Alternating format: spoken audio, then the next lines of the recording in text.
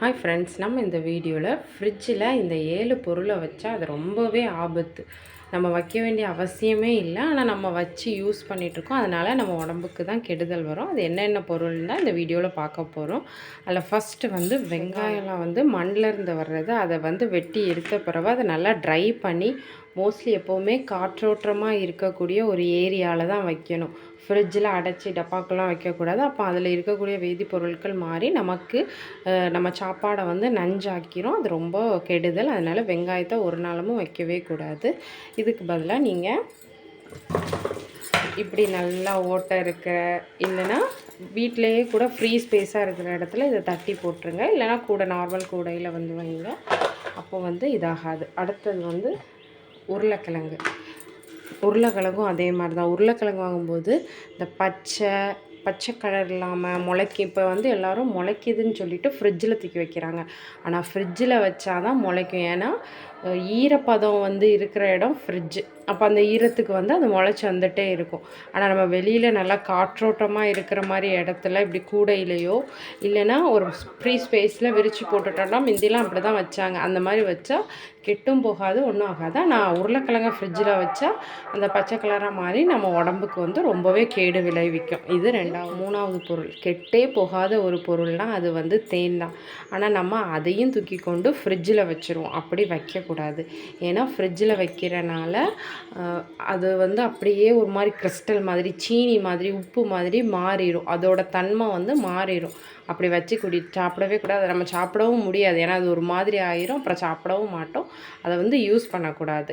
அதனால் நீங்கள் இதை நார்மலாக வெளியே வைங்க. அது அந்த சூழ்நிலைக்கு ஏற்றாப்புலே இருக்கும். ஏன்னா அது இயற்கையாக கிடைக்கிறது தான் தேன்.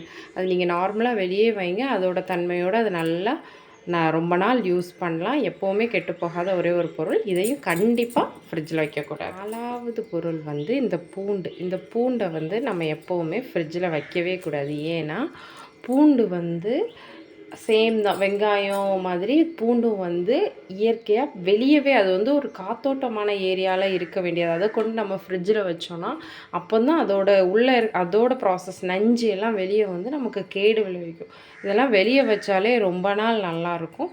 இதை வாங்கிட்டு வந்த உடனே இப்படி ஒரு பாத்திரம் இல்லைன்னா வந்து நல்லா கீழே விரித்து போட்டுருங்க. அது பாட்டுக்கு இருக்கும். இதை உடச்சி போடுங்க. ஏன்னா சில இது வந்து 1 2 அதில் பூச்சி இருக்கும்ல, அதனால் இதாகும். அதுக்கு பதிலாக நீங்கள் இப்படி உடச்சி ஒன்றா உறுத்து போட்டு வச்சிட்டிங்கன்னா அது ரொம்ப நாள் வரும். பூண்டையும் ஃப்ரிட்ஜில் வைக்கவே கூடாது. 5வது பொருள் இஞ்சையும் ஃப்ரிட்ஜில் வைக்கக்கூடாது. ஏன்னா இஞ்சி வச்சாலும் அதே மாதிரி தான் முளைச்சிரும். இஞ்சி வந்து நீங்கள் ரொம்ப நாள் வைக்கணும்னு நினச்சிங்கன்னா மண் தோண்டி ஒரு பாத்திரத்தில் மண் வச்சு அதுக்குள்ளே வைங்க. அது அப்படியே நல்லா ஃப்ரெஷ்ஷாகவே இருக்கும். இல்லை நாங்கள் கொஞ்சமாக தான் வாங்குகிறோன்னா நார்மலாக வீட்டில் இதே மாதிரி பாக்ஸில் போட்டு வெளியே வச்சுருங்க. ஒரு நல்லா ஏர் வந்து சர்க்குலேட் ஆகிற மாதிரி கூடையில் போட்டு வைங்க. இல்லைன்னா நார்மலாக ஒரு பேப்பர் வச்சு இப்படி போட்டு வச்சுருங்க.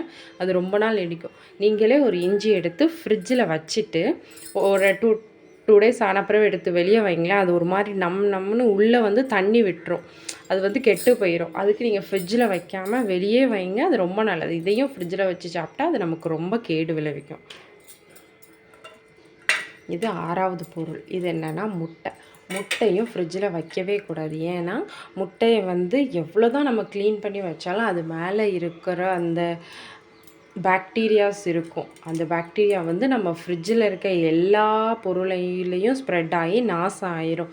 எப்போவுமே ஒரு வாசனை நிறைந்ததோ இல்லை இதே மாதிரி பொருட்களை வந்து அதுலேருந்து ஸ்ப்ரெட் ஆகிற எதையும் வைக்கக்கூடாது. ஏன்னா ஃப்ரிட்ஜுக்குள்ளே வந்து அது எல்லா திங்ஸ்லேயுமே ஸ்ப்ரெட் ஆயிரும். அதனால் வைக்கக்கூடாது.